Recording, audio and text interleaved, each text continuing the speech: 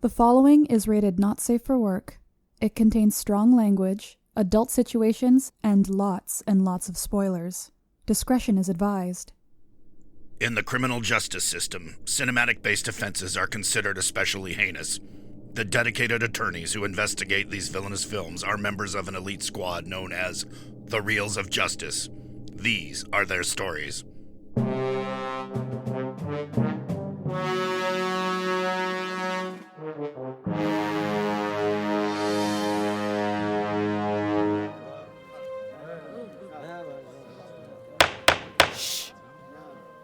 Order, please, order. The Reels of Justice is now in session. Judge Big Ben Haslar presiding. You'll rise for the Honorable Judge Haslar.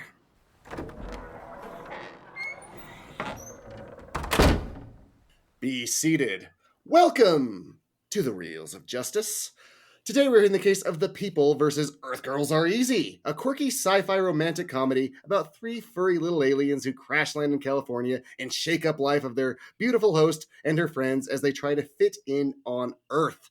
For those of you unfamiliar with our court proceedings, we're here to determine if this film is guilty of being a bad movie. And as always in this courtroom, films are being considered excellent until proven awful, and the burden of proof lies upon the prosecution to prove beyond the shadow of a reasonable doubt that this film is guilty.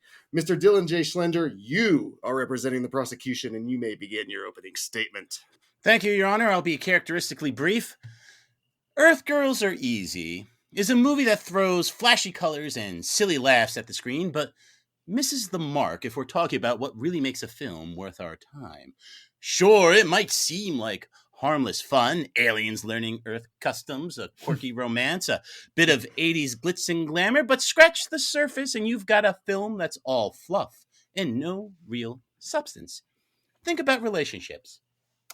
The ones that matter, like my relationship with Maynard Bangs, or Big Ben, or Ryan Luis Rodriguez. They are messy, and they're layered full of a push and pull. But in Earth Girls Are Easy, love and connection get the Hollywood gloss treatment. Oh, yes, something quick and shallow. More of a whim than any substantive journey. Valerie and Mac don't build a connection grounded in understanding or growth. They skip to the finish line without the work. It cheapens the very idea of intimacy. Again, the kind of intimacy I have with Maynard Bangs, Big Ben Haslar, and Ryan Luis Rodriguez. So there's a lot to look at here. There's deeper issues here, too, of course. The good art, the kind that sticks with us, invites us to think or feel in new, strange ways. It doesn't have to preach, but it shouldn't feel hollow either. Earth Girls Are Easy breezes past any chance to explore what it means to connect, to grow, to make choices that matter. It is all flash, all glitz, without pause. It has no gravity. The aliens adapt with a snap. Consequences fall by the wayside, and any chance that something meaningful slips through our fingers. So as we wait today, ask yourself if this film lives up to the potential of cinema. Does it live up to the potential to enrich us, to give us something? No, I'm afraid it doesn't. Earth Girls Are Easy isn't just a harmless distraction. It is a missed opportunity. A movie that could have been something more, but chose the easy way out. Thank you. You and I have very different definitions of brief, Mr. Schlender. If this is brief, I don't want to hear long-winded. And appearing on the behalf of the defense is Miss Isabel Teran. Please present your opening statement. Oh man, this is gonna be like so long-winded. At least you set us up for proper expectations. Yeah, but now if it's brief, it's funny, you see? Earth Girls Are Easy is very much a product of its time, but deliberate and aware of its silliness. Though it may not be the greatest movie of its time, I don't believe it ever had those intentions. What we do have is a movie who took a chance to do something a bit different. And I think if the prosecution is to judge it harshly for that, then perhaps they should look into a mirror so they can process those projected insecurities. Because though it is certainly different, its premise is a bit unusual, and its plot could be interpreted as a bit chaotic, that does not decrease its value as a movie, and a movie that is to be enjoyed. Thank you. Nice. See, that's how you do it, Mr. Schlender. That's brief right there. That's brief. Take notes. But you may present your first exhibit.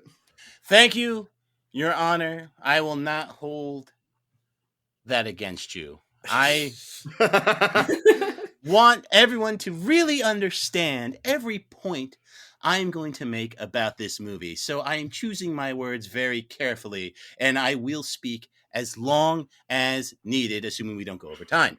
As long as you don't do a Shatner impression. Let's start with the plot structure. What exactly are we looking at here? Because frankly, the storyline is very thin. This is a fish out of water trope, and it's not really adding much to it. We see the aliens come to Earth. They miraculously look human. That way we don't have to spend more money on makeup. You know, they all look perfectly normal. Thank God Jeff Goldblum doesn't have like little tufts of blue hair regrowing on him this whole time. And when we take that trope and we put it through every pace of this movie, because it goes right up to the end, the aliens never really blend in until Mac and Valerie declare their love for each other. And then that's the end of the movie. So it's very directionless, and it's very, very like happenstance, and it's just moving from scene to scene. And what are in these scenes? We have like weird musical numbers that don't add to the plot. They're again just filling out time, not unlike when we did Bad Channels, for example. At least Bad Channels had the decency to put bad in the title, you know? Though I guess if this was called Earth Girls Are Bad, Maynard might take a different view of it. I liked that one. You saw that one. It was a different movie. Yeah, very, very much so. But let me just put a button on I believe the word was naughty. Oh, yes. I see it now. So if I may just put a button on the plot structure here. It's very aimless. It's very wandering, and we don't get any catharsis at the end of the movie. We don't really get a lot to take away from this story. Ms. Teran, much like Earth Girls being easy, was screenwriting too easy? Ben's a great judge. I mean, I think it's just straight to the point, and it's simple. A lot of people tried to complain that, you know, that it was hard to follow, which it's probably one of the simplest things you can follow ever. Someone had a hard time following this? People apparently had a hard time following it. I mean, the fact that you think that the music didn't move it, I mean, it's doing a whole musical number. I mean, that's the whole point of musical numbers, is they're explaining what's going on. She's being a brand new girl for her, what we learn later is her cheating ass fiance. Objection. The blonde's number, it does not move plot at all. It is just there to speak for yourself. It is just there to bash blondes because we have more fun, so we have to be ridiculed. They're very much aware, because if anything, she knows that she's a blonde and what she's getting. So more power to her for using that strength to get all of those idiots to buy her things. Go for it, girl. Go right a fucking head. Because, you know, why not? We need that. And especially men at that time were feeding into that. So if anything, you want to have a problem with her, you should have a problem with the men at that time. I have a problem with all the men in this movie. That's one of the reasons it's bad. Even Jeff Goldblum? Oh, especially Jeff Goldblum. Even Michael McKean? That's ridiculous. Okay, maybe not Michael McKean. I mean, okay. That's ridiculous. Right. I mean, you're going into Earth Girls Are Easy. I mean, the fact that you're actually looking for something that is going to be really poignant, and I mean, like this is some kind of amazing film. I mean, come on. I mean, what you're setting yourself up for failure and disappointment if that's what you're going into. Do you think the prosecution has a point, though, and that there's like no narrative thread? Like there's nothing that like kind of connects all of this? There is very much a narrative thread. These aliens crash land onto Earth. They happen to crash land into this pool. She helps, hide them while she helps them, which great on her, because anybody else would have just freaked out, called the police, had gone, and we wouldn't have this awesome little fun movie. Yeah. So the dancing is just like a little cherry on top? Absolutely a cherry on top. Right. And what, you're mad that you got to see Gina Davis as a dominatrix? Yeah. What the fuck? Yeah. I mean, you see her in bikinis twice. She looks amazing. Awesome. Not all of us have the baser instincts of a Maynard Bangs. So some of us are actually here to enjoy cinema. But let me make a point, because you're asking about who's disappointed and not having the meaning in this. I can think of one prominent person, and that would be none other than screenwriter turned actress Julie Brown, who wrote the movie, who describes the experience as I quote from an article in Socialite Life, it was kind of horrible. I mean, yeah, it was horrible. So there you go. She was also disappointed with the outcome, and as the barbarians have come Objection. to the Most gate, artists often have issues with their own work, so I but think we have many to- of things that I do is horrible. We have to consider. You can consider it all you want, but that's someone who worked very much on it. And the thing is that, anybody will always look back at one of their first ones. If you noticed, it did say introducing Julie Brown. This was something that was very new. This was something that was very fresh for her. So, And it shows. yeah, okay, and that's okay. She took a step, she took a leap, and she looked back and she's like, man, I probably could have did better. Everyone does that. But to say that this is absolutely horrible, obviously she hasn't seen enough movies, I guess, but hey, that's her business. Well, she was describing her experience working on this particularly horrible movie. And Sure. she has, now that the barbarians have come to the gate, trying to turn this into a cult hit that all the podcasts are talking about, be it Here's Reels of Justice, throw us in there too, absolutely. No, we're at the start of the trend. I know, but here's the I choose to thing. believe. I Tip hope of the so. spear. Who knows? Tip of the spear, tip of something. But my point is, we have to consider some of the artist's intention. This is just like when we talked about Nothing But Trouble, and Dan Aykroyd kept insisting that it was a serviceable comedy, and it blew up the idea that it was actually low-key, this dark, weird horror movie, or that there was a Dan Aykroyd cut out there. We have the same issue with Julie Brown here. This is the movie that She's she not the wanted only out. writer, and I know, not but only I'm that, just I have saying, no I idea what think other it's movie worth or reference, so I it doesn't think it's matter worth to me. considering. I think it's worth considering, but I can move on to my next point, Your Honor. Thank you. Yes, please. All right. You said you guys were friends. I said we were going to turn it up for the show. Look, I know Izzy loves the show, and I know she has a certain expectation for when I'm prosecuting, so I'm going to bring up her favorite point: the inconsistent tones. And look, there are movies that have multiple genres working together, and they work, right? Unfortunately, here it doesn't feel like the pieces are connecting, because we get these strong sci-fi elements at the beginning. Then we kind of get romantic comedy. Not really, because it's this musical. There's not a lot of romance in this. I'd call it maybe a lusty comedy for a PG movie. That's the other thing, too. They're put themselves in this PG box. My goodness, just go full R. Get the boobies out there from Maynard Bangs, for crying out loud. You But absolutely get to see alien boobs, so I'm not sure. this is true. You get that weird dream sequence, which again doesn't really fit, and that makes her want to go back to Charlie. The actor's name being Charlie. I forget the doctor's name at the time, but Dr. Love. Dr. Love, and that makes her want to go back to Thatcher. Dr. Love. The only reason she wants to go back to Dr. Love is because it's a contrivance to move what shambling plot there is. Objection! Forward. The reason why she wants to go back to Ted is because she has been with him since high school. That is what she knows. That is what she's been with this whole time. And how can she go on to something just immediately? She has been trapped in this. He's basically tearing down her self-esteem by keeping her at arm's length, while meanwhile going out and fucking nurses, or at least trying to. At least trying to. I'll give him that much. But look, that really blows up the ending then, because she just says, "No, Gorkulon," or whatever his name is, Mac. It's Mac, take and then me with that means you. that you're not paying attention. Yeah. Have you ever Gorkulon. done ecstasy? Do you know how hard it is to fight the feelings of ecstasy when you're in But the she's moment of it? literally leaving the planet now. And this is something I mentioned in my opening statement, just short-circuiting this romance. We never see Mac really have a romantic overture. He doesn't try to take her on a date. He doesn't even give her a flower.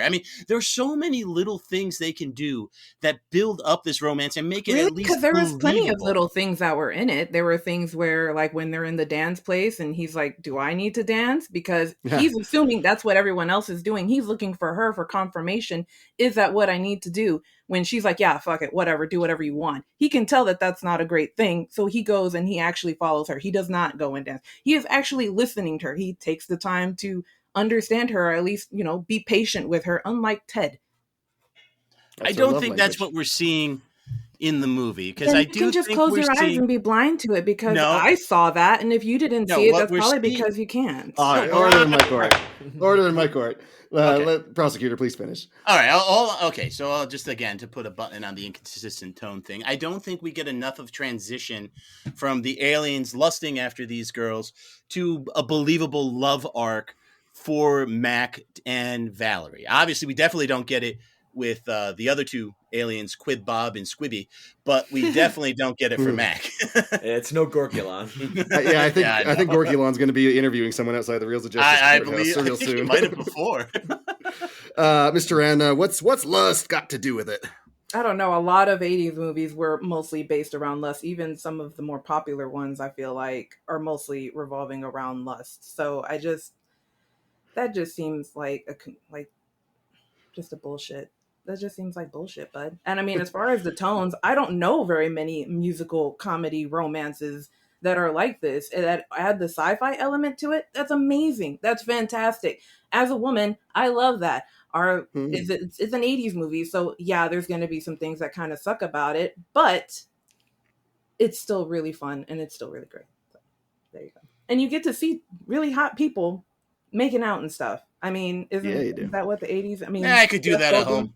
Okay, well, I mean, I'm sure not all you of us are so lucky, making Mr. out Schlender. with your mirror, but I'm sure you're the same mirror you accused me of not looking in before. You can't. Yeah, you're not. You're shielding your eyes and just closing and kissing it. For his beauty was too fair that if he were to look upon it, he would be reduced to dust. Mr. Schlender, do you have any other exhibits? I will just wrap up with my final point, Your Honor. And again, this goes back to the substance, because what is the movie trying to say? What is it trying to do? And it just bypasses any consideration of any purpose. It presents a pure fantasy landscape where all the actions and decisions happen without consequences. The aliens arrive to Earth. They adjust to human life quite easily. I mean, they end up in the hospital, they get arrested, but none of that actually ends up mattering. And then it just, presto bamo, you get the love story at the end. There's no reflection, there's no meditation in this story. It is like eating a plate of candy and saying that's just as good and nutritious as steak and potatoes. It simply isn't. It is just devoid of any proper meaning.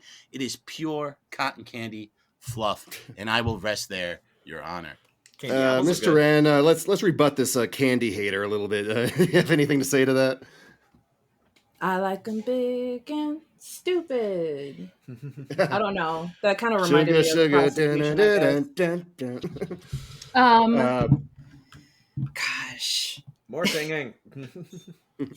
More singing. It's kind of hard too. Sorry. That was not intentional. So, I don't know. It's just so silly to just try to say what are the thoughts behind this. I think there's plenty of things that you can say in regards to this, but we'll go ahead and say that on my end.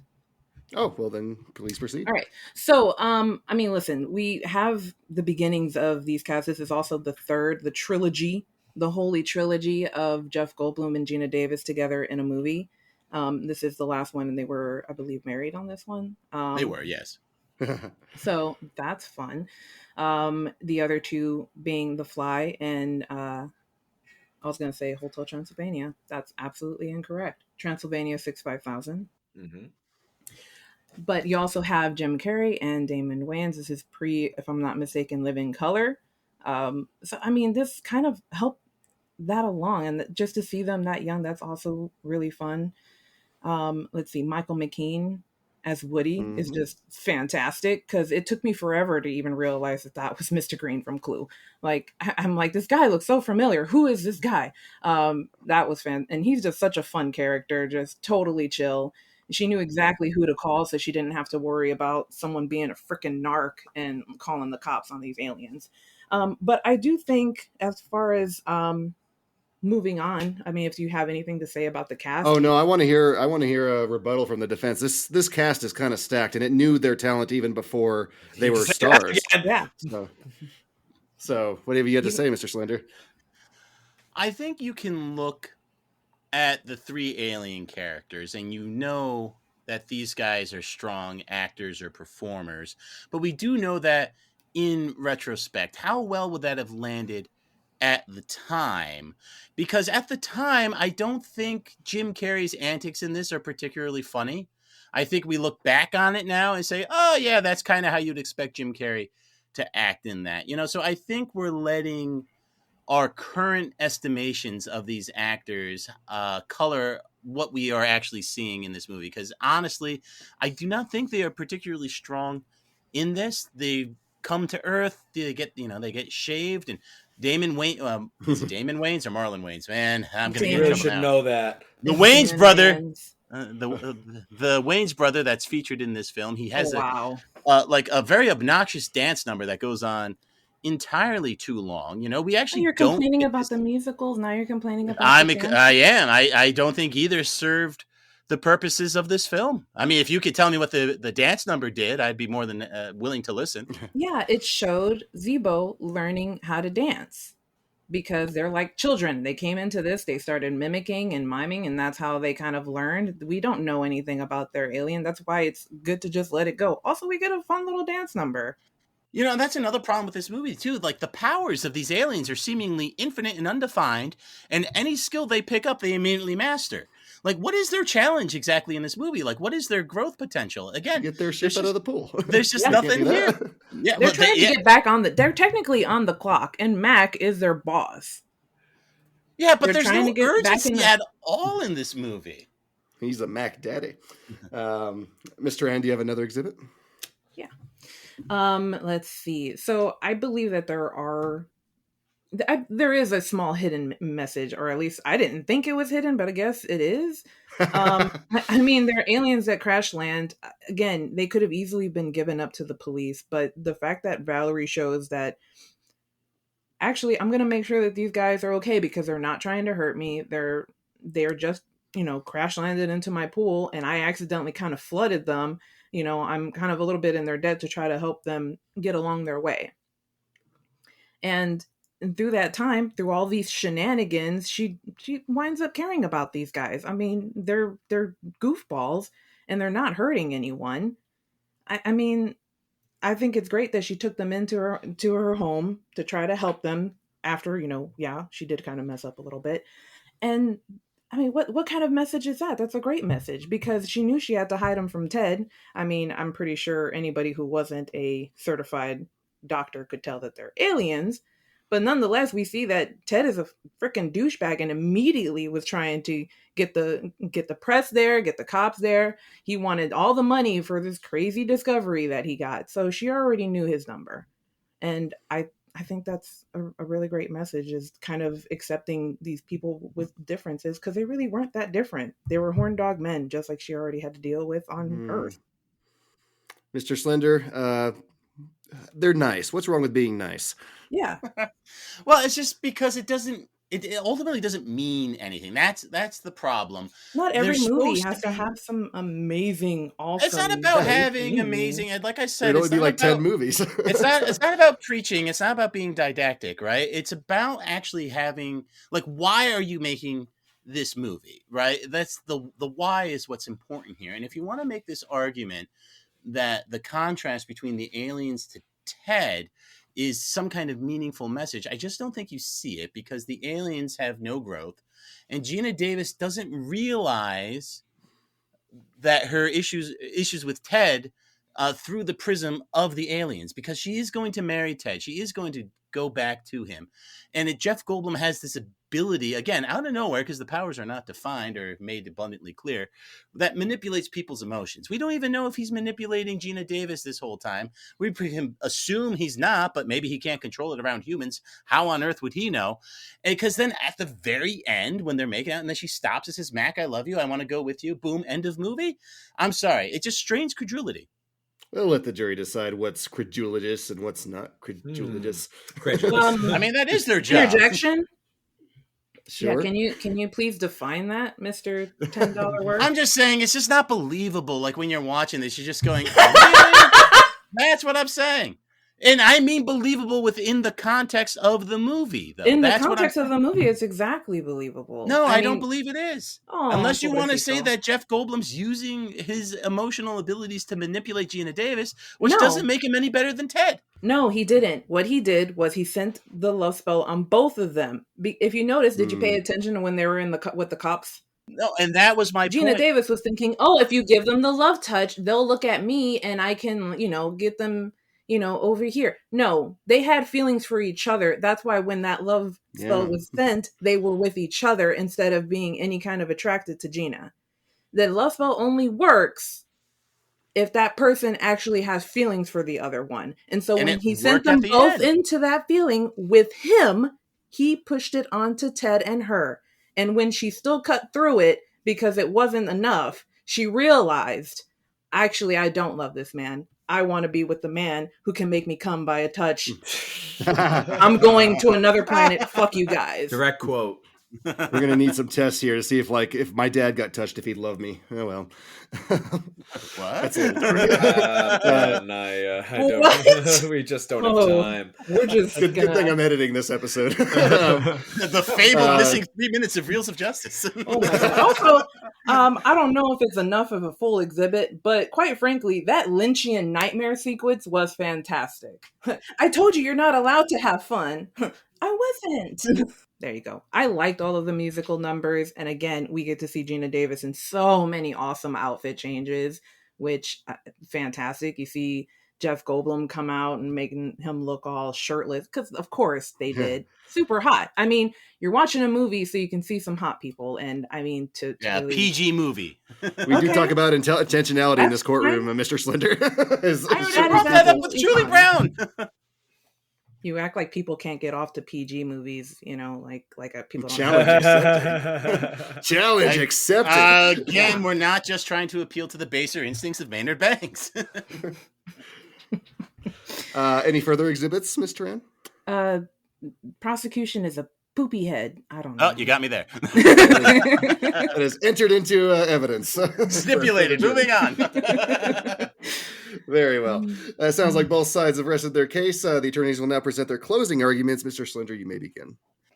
Thank you, Your Honor.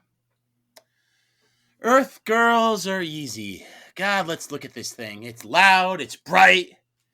It's just, ugh. But it's like they thought more color meant more quality.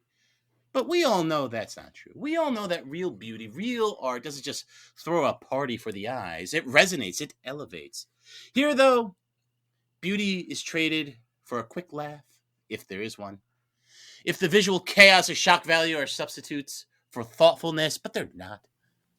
It's, again, like saying a plate of candy is the same as a good meal because they're both food. This is a mirror of pop culture's most fleeting tendencies. Instant gratification, shallow connections, flashy distractions. It is the sort of film that reminds us of what we're trying to escape, rather than pointing us towards anything lasting or significant. So, when you march into that deliberation spaceship and fly off, poke your head out, and yell, "It's guilty!" Thank you. Thank you, Mr. Poopyhead. Mr. Teran, you may present your closing argument. Jurors, when making your final verdicts, please consider, though this movie is different, has its flaws, and like an experiment has been poked and prodded at through harsh judgment, remember that much like the aliens that visited Earth, if you are too hasty in that judgment and focus on what is different, you miss the things you have in common, like being hot for Gina Davis. Thank you. So true, so true. Thank you all, members of the jury, Mr. Big Ben Haslar, Mr. Maynard Bangs, and Mr. Here Comes Dr. Love, Ryan Luis Rodriguez.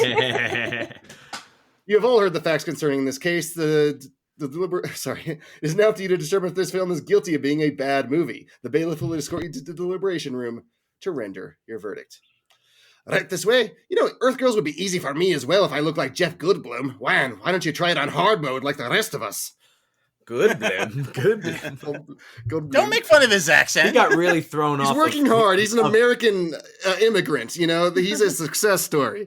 I figured you were just getting thrown off by picturing Ryan in the Dr. Love getup. Yeah.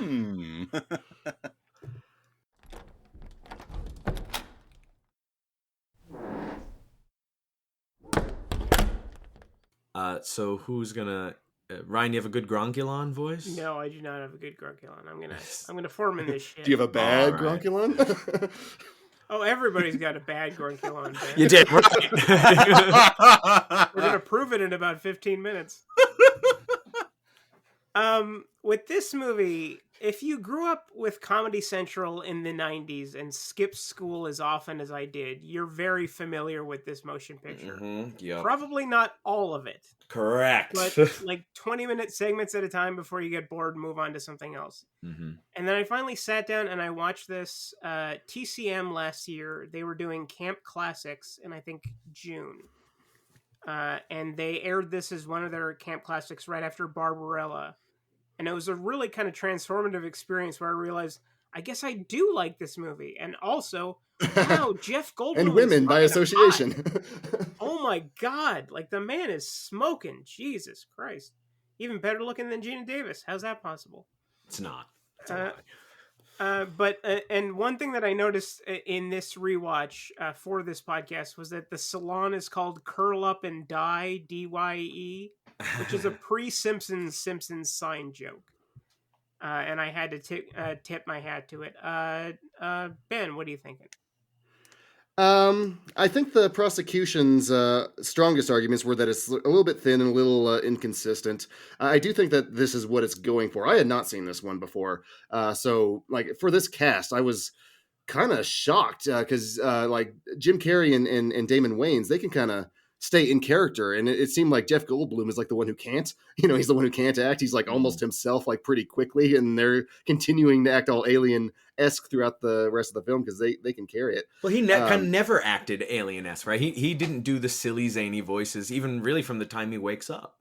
Yeah, you can almost kind of believe it just because he's blue. But other than that, yeah. But he's not weird. He doesn't misunderstand things. He's like all cool and sexy and watch me smolder and all that. But yeah, no, that cast pretty impressive. Michael McKean, I love Michael McKean. Anytime I see him in something, he really elevates happy. this movie once he gets into it too. And I didn't recognize it was him too, and I love him really so much. Fast, yeah. Like his wig and stuff. Like I didn't recognize it was him. And I was like, oh, that's Michael McKean. Yeah. Rob? I'm like Ryan. I've seen this movie so many times in little segments on Comedy Central. And to me, the thing I really wanted to hear is it's a musical. And we heard very little really about the quality of the songs because, again, I've seen this movie probably like a dozen times. And as I was sitting there watching, I was like, I don't remember any of these songs until I'm a Blonde. Yeah. That is pretty much the winner. It's a little bit late in the movie, though.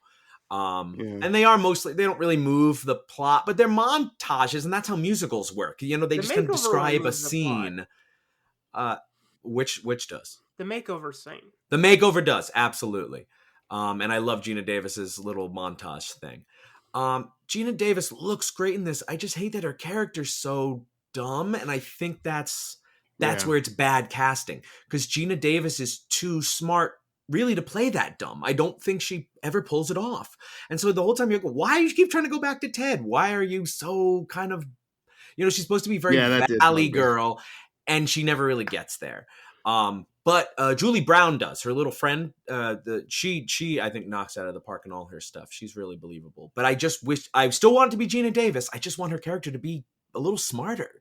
It's like, you'd be leaving like after the first thing, never talking to this dude again. Like, why is he still in your life? I don't understand. It's in the beginning. It's like, how can I get my fiance, to be turned on by me? And it's like, well, if the shape you're keeping yourself in is not doing it, Gina, I just don't think anything's gonna.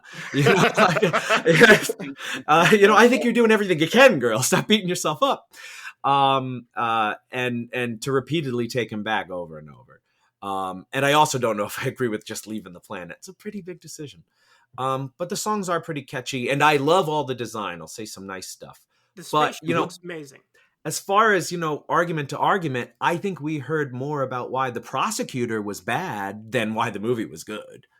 Is that enough to sway you? I don't know. I mean, do you want me to lock in first? I'll lock in first. Yeah, you go ahead.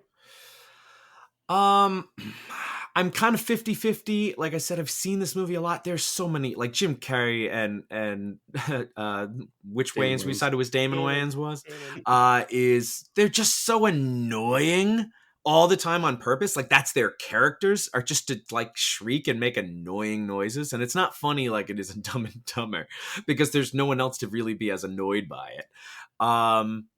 And the songs are so forgettable except for one or two. And I was thinking of Bad Channels. Like when Gina Davis is walking around lip syncing or whatever to the song in the beginning, I'm like, this is just a really bad MTV music video. It gets close. Like I said, the design is nice. The cast is gorgeous. Obviously they all look good. Even Michael McKean in his way. But case to case, I think Schlenzo brought a lot, and maybe too much ad hominem on Schlenzo. So I'm gonna go guilty. Ad hominem. I am also kind of the 50-50 mindset. This is not a movie I will ever watch again. I'm kind of glad I saw it though. It is interesting. Like you said, the spaceship looks great. I kind of think the alien design, like how it's all toy-like, is kind of fun. The Grinch. Yeah. And introduced a great cast. So because of this movie, we get to see Jim Carrey and other things, and Damon Wayans and other things. There's definitely enough to drag it down, though, to keep it at that 50-50. But 50-50 is not guilty. So, I wasn't pulled too much one way or the other argument-wise. So I'm kind of where I was coming in. So not guilty. For me, this is a gentleman's 6. A very polite gentleman's 6. I like Ben, I will probably never watch it again, but I'm glad that I've seen it 47 times. So I'm going to go not guilty. 47 was enough. We'll cap it there. So let's go out there and tell that very handsome judge.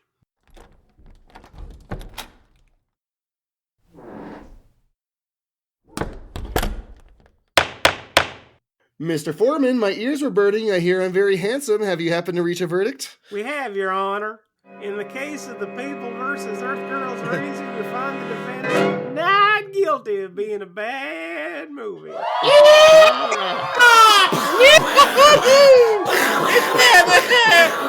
did our Gorky lines. Yeah. I don't know why we switched all of a sudden, but we're going back. Normal speech from here on out. The verdict is so rendered. Earth Girls is not guilty by our court system, but it still needs to win a dance-off with Damon Wayans to establish its street cred. Court is adjourned. Yeehaw!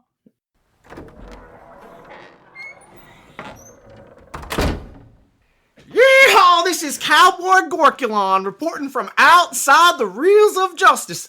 Now listen, Dylan Schlender, I think you got the short end of the stick there. Now, what'd you think of that jury's verdict? Well, let me tell you something there, Gorkulon. I'm okay with it, actually. Gorkulon. I'm an alternate universe version of Gorkulon where we're all cowboys. Look, honestly, I'm okay with this verdict. This movie was actually it's not terrible, you just go into it. It's like a light, breezy, kind of fun movie, I thought Izzy had a good case, and I just wanted to look at it from a more of a deeper way of looking at this movie, because it is a very shallow movie, but, shallow movies aren't always bad, so I'm okay with this verdict. I'm not going to lose sleep at night. The Barbarians can have this one. Good for them. I'll see you guys at the post show. Yeehaw! Now, is it, Teran? You get in here and tell us what in the tarnation you thought you were doing drawing down that there prosecutor in there. It's Teran. What did I say? Teran. Well, that's how it's pronounced in his universe. Boy, Tearing it up. Yeah, I was tearing it up, all right. Do I have to do the voice? No. Yes, you do. Yes, you do. I don't know. Dagnabbit, I just didn't think I'd get to this point. I'm glad the jury made the decision it did. Either way, I was going to be happy just to talk about it, and I think they came to a decent decision, and I appreciate it. You're from Texas and that's your yeehaw voice? I don't really go I love that you do it straight to just add dag nabbit. Like that's my voice. dag nabbit. I don't know. Yeah, that's all the time we have here, and we're gonna get down to that rootin' tootin' pootin' podcast. That's all the time we have from here. Don't forget the fruitin'. All of a sudden. Oh my god. Like you became Bubba Gump for like 30 seconds. Any new listeners, this all makes sense if you've listened to our extensive back catalog, so get at it. It's true. The rip in space-time that happened in Gorkulon's universe I was unaware of, but I mean, why not? Why couldn't it? Yeah, I mean, if one space-time ripped, maybe some more did. But this is a weird little movie. It's very colorful, though. Yeah. And everyone in it does look great. Yeah, I think I only fairly recently watched this one. I think maybe within the last few years. It was a recent discovery, and I just immediately just loved it. I just thought it was super fun. Yeah, I mean, for my first case, I feel like I over prepared for this one. I was like, I'm gonna prepare, but I'm gonna just try to wing it more. I don't want to be as prepared as I was last time. But then you just picked on Schlender the whole time. I just figured it was the best time to do it, and I don't. You guys are gonna have to make up now. But it's weird because do it in public. That's the only time I would ever want to pick on him. Otherwise, I mean, I love you He said that you guys were going to be friends. He was like, "Oh, we played D&D together. We've been through all of this. We're basically best friends now." I mean, yeah, but that doesn't mean I'm still not going to call you a poopy head. That's I say it with love. You know what's funny is you guys talk about how this one was on Comedy Central all the time, and Werewolf in London was at Comedy Central all the time, and that's how I saw that. So, but that's why I say I never saw this one on Comedy Central. Maynard never saw Werewolf in London at Comedy Central, even though they were always on. Apparently, like I don't know how you were watching Comedy Planet. Those are two different networks. Oh, maybe yes. I don't know. I guess it would depend on the time. It had to be the time of day you would watch it, because you watched a whole bunch of different afternoon cartoons and stuff. So we were on different wavelengths. Oh, I watched Unsolved Mysteries when I was home from school. Yeah, I was always watching like TCM or Animal Planet or something. Animal Planet. I don't know.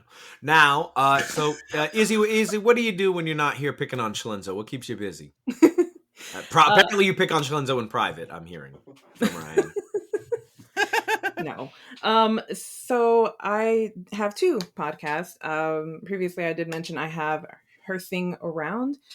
Basically we speak on recently deceased celebrities. So who knows who will be dead by the time this comes out. Schlender. Oh no! He's not famous enough for a whole episode, is he? Please say the president. Oh, please. Oh, God. Oh, God. Oh, no. So I think I think by the time this comes out, we'll definitely have already covered Tony Todd. As he unfortunately has recently passed away. Honorable mentions are obviously Terry Garr and Quincy Jones as well.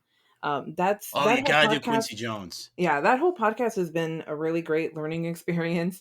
Definitely don't recommend having any guests on it. We're just way too chaotic for it, unfortunately. I learned that when Ryan guested. More than our cowboy stuff? Yes, it is. It's insanity.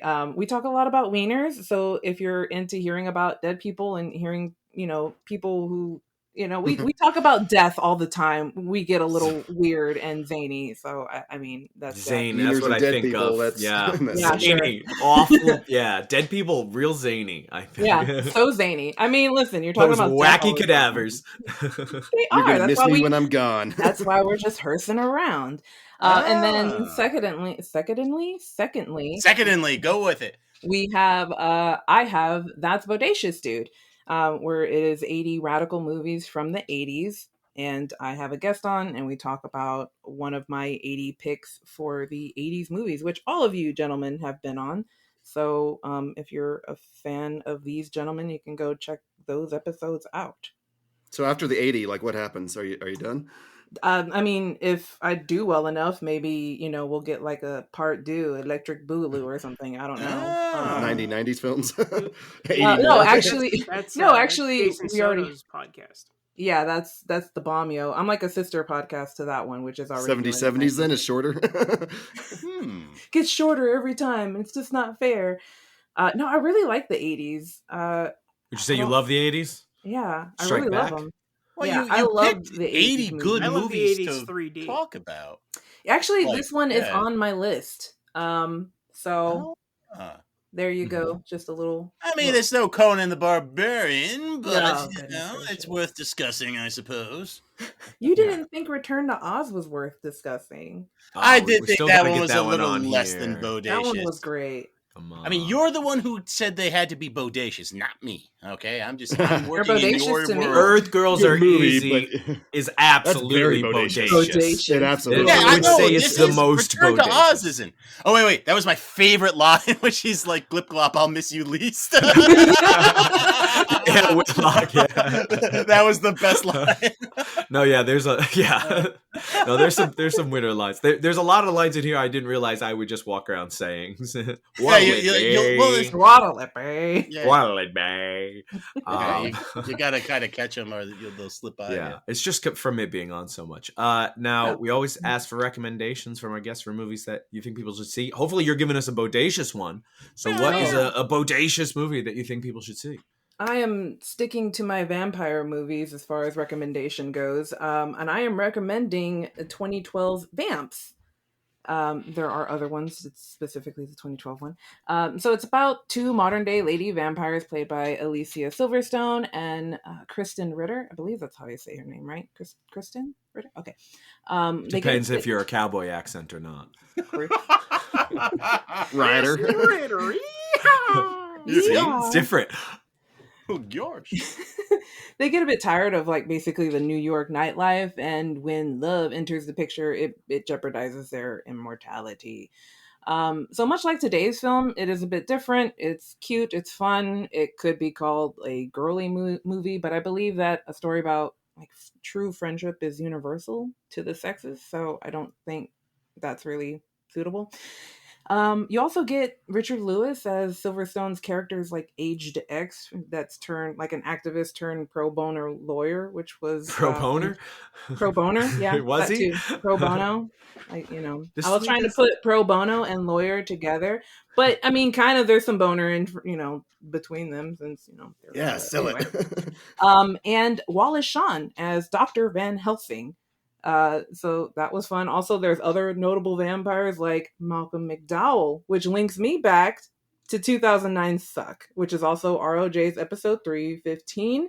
And you also get to see Sigourney Weaver and her head superimposed on a walking CGI skeleton, which is kind of hilarious. Hey, I'll watch this movie. Yeah, I mean, again, just like my other recommendations, not the best of the best, but it's a watch. You had me at Alicia Silverstone. And I'm guessing, based on your viewing habits, that it's on Tubi? It should be.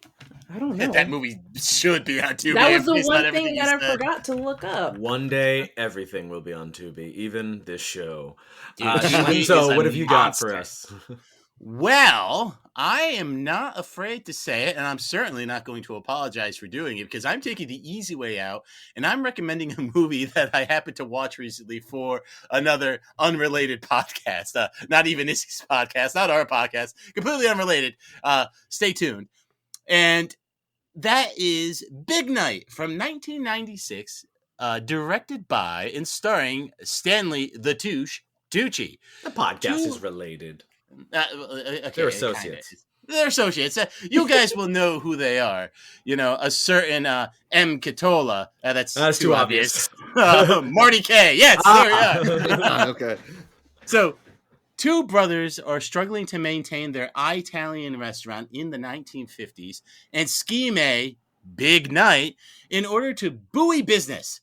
The movie will be great forever because it's so simple and it chooses to lean on how amazing all the food looks and how all the acting is just beyond reproach and super stellar. Tony Shalhoub should have won a Golden Globe for his turn as the older brother Primo. The movie captures many relationships beautifully, and the wistfulness is palpable. This gem is streaming on Amazon Prime, and not that stupid fake-out Prime, you know, where they say it's streaming on Prime, and you go there, and it's like, oh, actually, it's Paramount Plus, you need $10. No, this is real Prime, so go watch it and support your local library. Those two things aren't related, but you should do both. You're right, absolutely. But you guys know what I'm talking about, right? You Google it, it's like, oh, it's on Prime, and then you click it, you gotta get stars. Yeah. I'm like, Shudder. You gotta get on Letterboxd. It's more accurate. Yeah, right. That's real good. Big Bun, what have you got? If you dig Earth Girls because of that 80s bodacious look and feel, then my recommendation follows suit, even though it's a 90s film. It's The Wedding Singer. Look, I know Adam Sandler's non-dramatic films have something of a reputation. After all, his films are the only ones on Letterboxd where you're allowed to rate it a negative star. But there, much like M. Night Shyamalan, there was a time when his brand was much more on point. So think of this as Adam Sandler's Signs, if you will.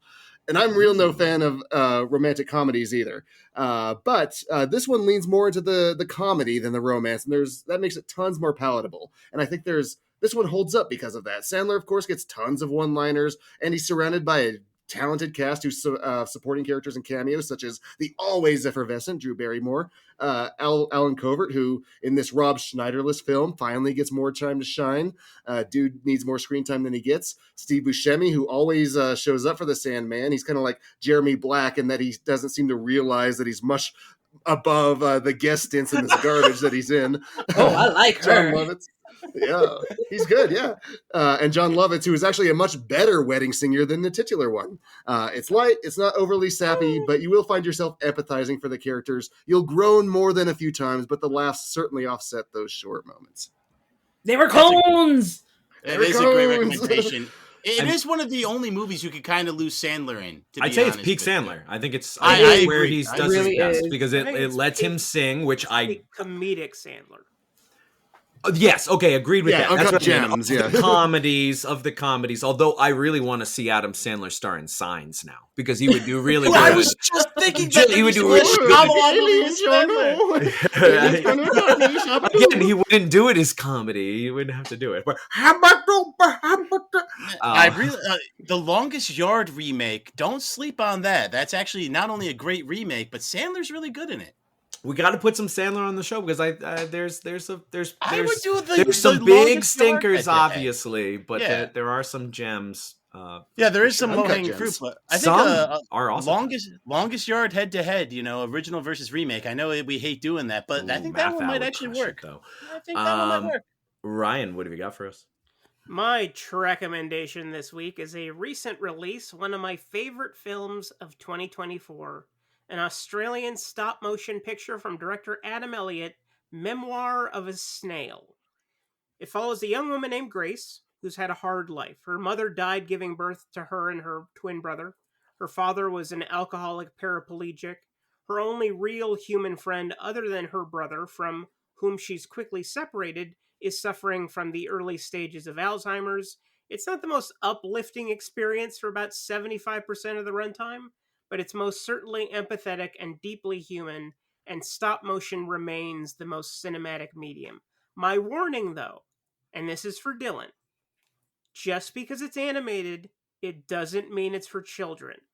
In the theater I saw it in, several people brought their little kiddos, despite the fact that it's rated R and depicts gay conversion therapy, masturbation, copious amounts of nudity, etc. Bring any kid younger than 11, and you're likely to have some awkward conversations on the ride. 11? What made you pick 11? Yeah, that's very specific. Actually, I really do appreciate that heads up, Ryan. Thank you, because I'm very interested in seeing it, but maybe keep the kids back until I can screen it properly. I do appreciate it. Oh, masturbation, that's nothing. Yeah, the kids can see that. 11? Oh, yeah. They've seen worse. They've seen worse. I did let the kids watch High Tension, so no, I'm joking. I have no idea where Memoir of a Snail will ever be streaming, but even if you have to buy it, seek it out. The rewards are immense. Ryan was like sitting there so polite. Masturbation. So. Yeah, Ryan, I just Googled it. It looks like it might be related to IFC. So what would that? It's released by IFC. So where would that go for streaming then? Is that like a Hulu thing or? That's not. Yeah, actually Hulu. Yeah, that's that's what I. What about Hoopla? Right. Hoopla. Possibly. Hoopla. Snail came in. Is the snail part of the story, or is that just part of the title? I think it's supposed to. It's about genitals. Her best non-human friend is a snail.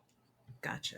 Okay, cool. Is that Yeah, I really hard? want to see that now. Actually, that sounds really good. What's I was the best non Because Wait, you you- say memoir of a snail, but then you give the breakdown of the story, and I'm like, that's not what I had in mind for memoir of a snail. It sounded so much more innocent. I guess my best non-human friend is Gee Whiz.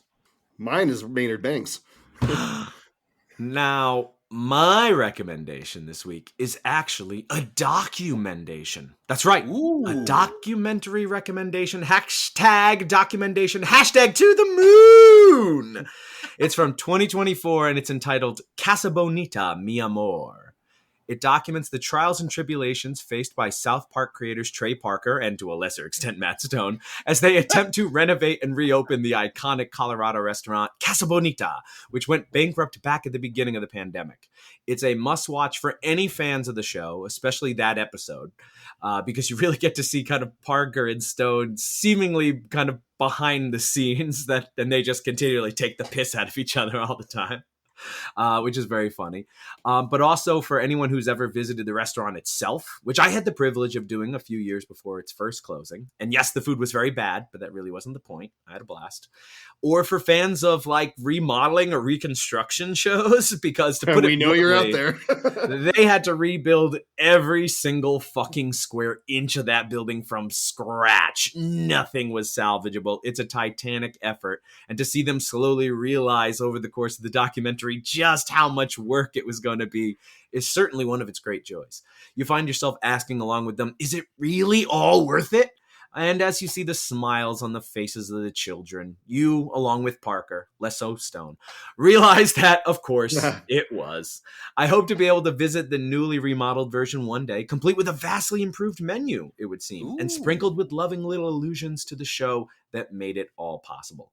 Casa Bonita, Mi Amor is currently streaming on Paramount Plus. So if you go to Prime, you're going to have to click and say, I just got to pay my $10. But then you'll That's get exactly what I'm going to say. Casa Yeah. Bonita. Casa Bonita. Why was no square inch of it salvageable? What?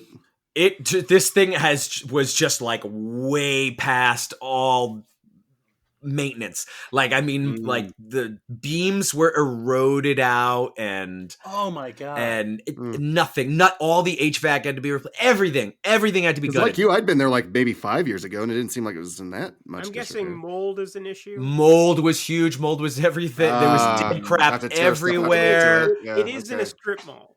So. Yeah, so it was like everything behind the molding, and they had to buy it sight unseen. So they had to kind of just take it as is. And, was it like one of those like foreclosure auction kind of things? Yes. Yeah, you do have to do that. Yeah. And then you got to pay all the back taxes. Yeah. They get into the accounting. No. They got a lot. They'll never make their money back, and they know that. No way they will. Leaders enough so that you don't have to tip them. What's amazing is when the guys are going through just checking it, they're like, wait a minute, this place has been open for 40 years. There's electrical sockets in the pool. They're like, everyone should be dead. Man. Everyone should be dead. It was really great. I definitely watch it. I just smiled the whole time because they just love how awful it is for the other. They love it. It's so great. And with that, we are all out of show, but we want to thank our guest, Isabel Teran. Was that right? With the cowboy? See? Yes! And the cowboy got it too. And Teran. Cowboy Rob knows how to do it. And we hope to join you next time and get your cowboy voice on, right? Give us one. Give us a yeehaw. Yeehaw! Oh. And we hope everyone will join us again next time as the reels of justice keep turning. Count it. Yeehaw. Please follow us on Twitter at Reels of Justice, Instagram Reels of Justice, and Facebook.com/Reels of Justice.